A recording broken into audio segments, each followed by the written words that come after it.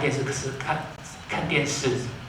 看电视、看报纸、吃饭也不用洗碗的，大概就是属于这个哦，就是家里最有就是经济的来。如果家里是妈妈的话，家里妈妈的话就会变过来，就变过来。那小孩在这个过程里面哦，就是家里对小孩的管教方式，基本上也是一种调控方式。考第1名就给多少钱哦，这些是哦。然后再来是男女朋友关系哦，男追女隔重山哦，女追男隔层纱哦。那这里面其实是蛮多权力关系，女生挑男生要三高哦，然后男生挑女生也是有哦，这2个权力不断在消长，不断在消长。再来是军队里面也有哦，军队里面也有。那这个主要也是个人经验哦，我印象中我以前不懂哦，就是开始在上课会受的是那个步兵排长的训哦，然后在凤山部校当了4个月的兵的那个训。那我出来休假出来去便利商店买矿泉水的时候，那个小姐拿了一罐矿泉水给我，然后我不敢拿，我跟她说报告哦，可以拿嘛哈。那她吓一跳，为什么拿水要报告？主要是在里面什么都要报告，然后通过不断的武力威胁、心理威胁，然后威吓，那你久而久之就把你的意志磨练掉，你什么都要报告，然后在这里面调控其实蛮可怕的，蛮可怕。出来之后，我常常梦到那个还没有退伍哦。还没有退伍。好，这个是军队阶级跟纪律，再来是师生，师生关系。那师生关系也有蛮紧张微妙的权力关系哦。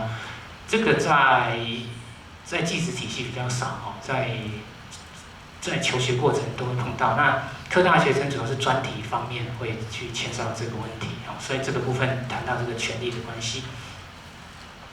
最后谈的是艺术跟人生哦。那艺术刚刚提的是讲艺术跟人的关系，那我主要是比较广义的，我认为艺术其实无所不在，跟他日常生活有关。那我用到的是那个汉堡德先生谈美这个地方，就是当你在外面辛苦工作回来，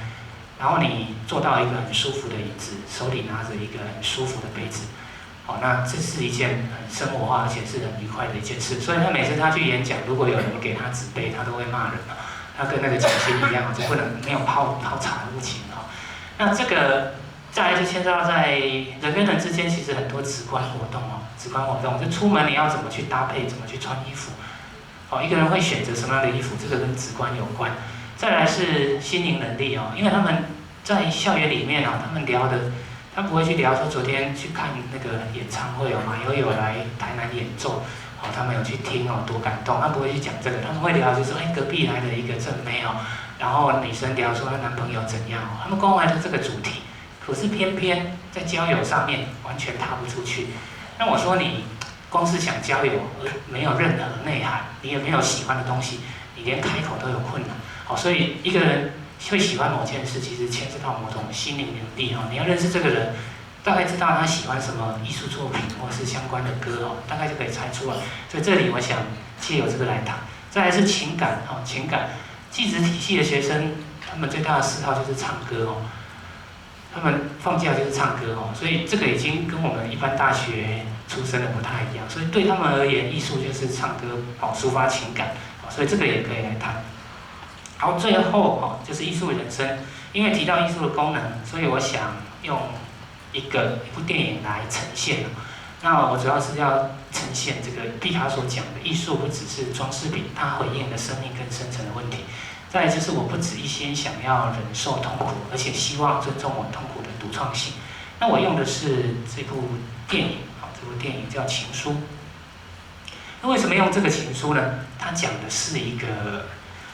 暗恋的故事那暗恋的话有点复杂，三角恋那我用一个简单的方式来说明，就是故事一开始有右边这个叫渡边博子，他的未婚夫叫藤井树已经死了，然后他去他的婚礼，他的葬礼，去周年忌日去上香之后去他家里翻开那个通讯录，然后找到了一个地址叫藤井树，他很思念他的未婚夫，因为已经死了，所以他就写一封信说你好吗？我很好，然后就把信寄出去。结果寄出去没多久，因为他觉得不可能收到的，他只是要传达自己的思念。结果没多久之后，他竟然收到信，然后收到信竟然也是叫藤井树，其实后来才弄清楚，原来这个藤井树是女藤井树，跟她的男朋友未婚夫是同班同学，在高中的时候，她抄到的地址是抄到这个人，那这个人就把信回给她，然后她以为她男朋友在天国真的回信给她，所以她又写过去，然后她又回过来，然后她又透过她说，我实在很好奇我男朋友那时候跟你的在高中的生活到底是什么样子，然后她就开始回想。她回想，然后后来她发现，原来她的男朋友以前其实是暗恋她，可是她自己不知道，所以她是透过一个故事，她在年轻岁月里面发现，竟然有人暗恋过她，而且她完全不知道，完全是透过这些情书的一个传达来慢慢发现，所以后来发现，在她男朋友常常喜欢借书卡后面一直写藤井树。那在我们那个年代，更早期的年代，我们思念一个人都习惯在纸上一直写他的名字。现在没有人这样了就是用电脑可能没有这个韵味出来。那在一张书卡里面发现她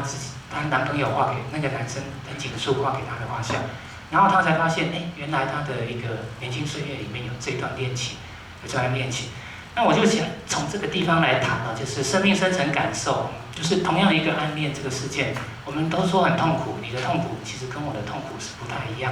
那艺术作品可以表达出来的层面其实会比较多，可能悲伤、快乐、不舍，或是更深，每个人都不一样。那我们常常说痛苦啊，其实是不够深层就是没办法表达出来。那艺术在这个部分可以帮我们做蛮多事。好，在课程最后是